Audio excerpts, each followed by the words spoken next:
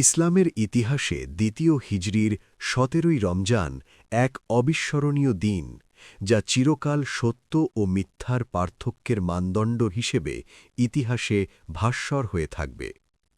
নবুয়তের ১৩টি বছর মক্কায় চরম নির্যাতন, উপহাস এবং সামাজিক বয়কটের মধ্য দিয়ে পার করার পর আল্লাহর নির্দেশে নবী মুহাম্মদ সাল্লাল্লাহু আলাইহি ওয়াসাল্লাম এবং তার সাহাবীরা মদিনায় হিজরত করেন।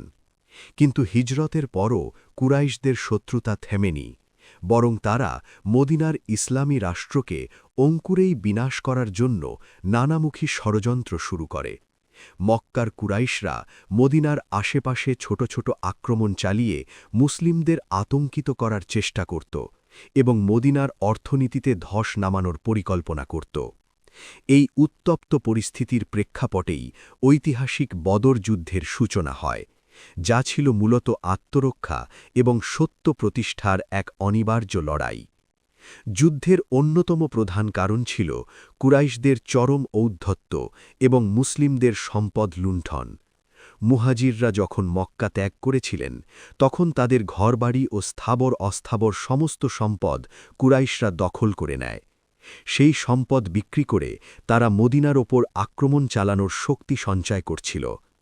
এমন সময় খবর আসে যে আবু সুফিয়ানের নেতৃত্বে একটি বিশাল বাণিজ্য কাফেলা সিরিয়া থেকে মক্কায় ফিরছে। এই কাফেলাটিতে মক্কাবাসীদের বিপুল পরিমাণ সম্পদ ছিল এবং এর মুনাফা মুসলিমদের বিরুদ্ধে যুদ্ধের তহবিলে ব্যয় করার পরিকল্পনা ছিল। নবী সাল্লাল্লাহু আলাইহি ওয়াসাল্লাম যখন এই খবর পেলেন, তখন তিনি সাহাবীদের নিয়ে সেই কাফেলাটিকে আটক করার সিদ্ধান্ত নেন, যাতে কুরাইশদের অর্থনৈতিক মেরুদণ্ড ভেঙে দেওয়া যায় এবং তাদের ওপর একটি মনস্তাত্ত্বিক চাপ সৃষ্টি করা সম্ভব হয়। তবে এটি কোনো পরিকল্পিত যুদ্ধের আহ্বান ছিল না, বরং ছিল একটি কৌশলগত অভিযান।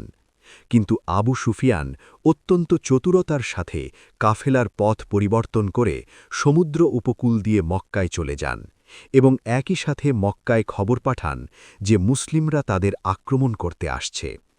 এই খবর পেয়ে আবু জাহল এক বিশাল সুসজ্জিত সেনাবাহিনী নিয়ে মদিনার দিকে অগ্রসর হয়। কাফেলা রক্ষা পেয়ে গেলেও আবু জাহল তার দম্ভ প্রদর্শন এবং ইসলামকে চিরতরে মিটিয়ে দেওয়ার উদ্দেশ্যে যুদ্ধের সিদ্ধান্তে অটল থাকে। মুসলিমদের সংখ্যা ছিল মাত্র ৩১৩ জন, যেখানে কুরাইশ বাহিনীতে ছিল ১,০০০ জন সশস্ত্র যোদ্ধা। মুসলিমদের কাছে ছিল মাত্র ২টি ঘোড়া এবং ৭০টি উট, যা তারা পালাক্রমে আরোহণ করতেন। অন্যদিকে কুরাইশদের ছিল ১০০ ঘোড়া এবং পর্যাপ্ত সমরাস্ত্র। যুদ্ধের প্রস্তুতি চলাকালীন নবী সাল্লাল্লাহু আলাইহি ওয়াসাল্লাম সাহাবীদের সাথে পরামর্শ বা শুরা করেন। সেখানে মুহাজির এবং আনসার সাহাবীরা যেভাবে আনুগত্যের শপথ নিয়েছিলেন, তা ছিল অভূতপূর্ব। আনসার নেতা সাদ ইবনে মুয়াজ রাজিয়াল্লাহু বলেছিলেন, হে আল্লাহর রাসূল, আমরা আপনার ওপর ঈমান এনেছি, আপনাকে সত্য বলে মেনে নিয়েছি। আপনি যদি আমাদের নিয়ে সাগরে ঝাঁপ দিতে বলেন, আমরা তাই করব। এই দৃঢ় ঈমানই ছিল মুসলিমদের মূল শক্তি। বদরের প্রান্তরে পৌঁছে নবী সাল্লাল্লাহু আলাইহি ওয়াসাল্লাম পানির কূপগুলো নিজেদের নিয়ন্ত্রণে নেন এবং কৌশলগত অবস্থান গ্রহণ করেন। যুদ্ধের আগের রাতটি ছিল অত্যন্ত গুরুত্বপূর্ণ। সেই রাতে নবী সাল্লাল্লাহু আলাইহি ওয়াসাল্লাম সিজদায় পড়ে আল্লাহর কাছে দীর্ঘ মুনাজাত করেছিলেন।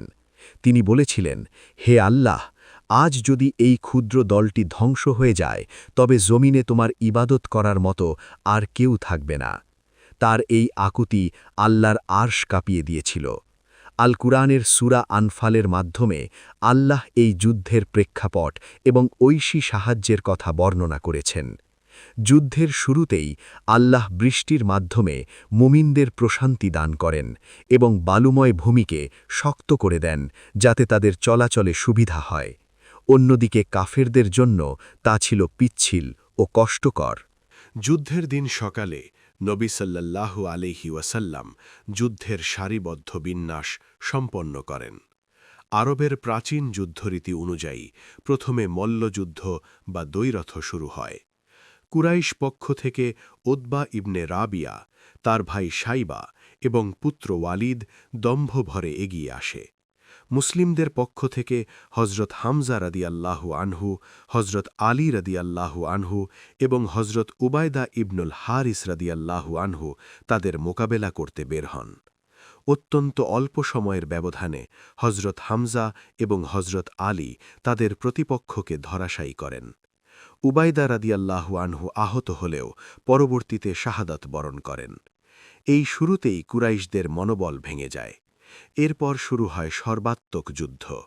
যুদ্ধের ময়দানে নবী সাল্লাল্লাহু আলাইহি ওয়াসাল্লাম এক মুঠো ধুলো নিয়ে কাফেরদের দিকে ছুঁড়ে মারেন এবং বলেন, এদের চেহারাগুলো বিকৃত হয়ে যাক।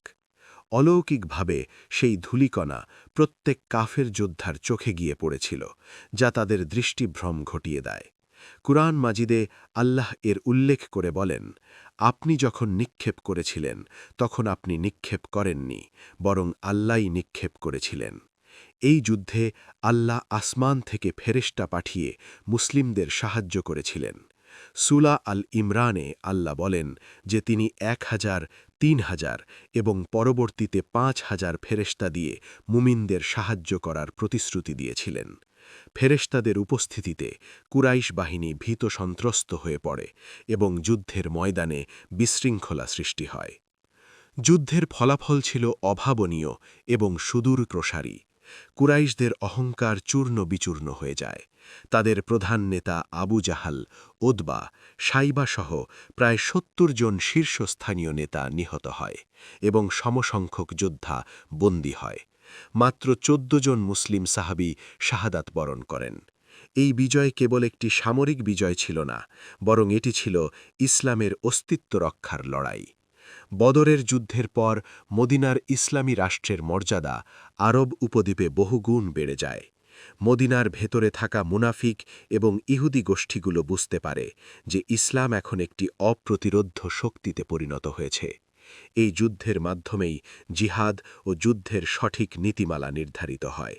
নবী সাল্লাল্লাহু আলাইহি ওয়াসাল্লাম যুদ্ধবন্দীদের সাথে যে মানবিক আচরণ করেছিলেন তা বিশ্ব ইতিহাসে বিরল। তিনি নির্দেশ দিয়েছিলেন যে শিক্ষিত বন্দীরা যদি ১০ জন মুসলিম শিশুকে শিক্ষা দান করে তবে তারা মুক্তি পাবে। এটি ইসলামের জ্ঞান চর্চার গুরুত্বকে ফুটিয়ে তোলে। সূরা আল আনফালের আয়াতসমূহ নাজিল হওয়ার মাধ্যমে গনিমতের মাল বা যুদ্ধের লব্ধ সম্পদের সুষম বণ্টন নীতি পরিষ্কার করা হয়। বদরের যুদ্ধ প্রমাণ করে দেয় যে সংখ্যার আধিক্য বা অস্ত্রের ঝনঝনানি নয়, বরং আল্লাহর ওপর অবিচল আস্থা এবং সত্যের প্রতি নিষ্ঠাই বিজয়ের মূল চাবিকাঠি। এই যুদ্ধের পর থেকেই আরবের বিভিন্ন গোত্র ইসলামের সুশীতল ছায়ায় আসার সাহস পায় এবং মদিনা কেন্দ্রিক একটি পূর্ণাঙ্গ আদর্শিক সমাজ গঠনের পথ প্রশস্ত হয়। বদরের শিক্ষা হল প্রতিটি যুগে বাতিলের বিরুদ্ধে সত্যের লড়াই জারি রাখা এবং যে কোনো প্রতিকূলতায় আল্লাহর সাহায্যের উপর ভরসা করা।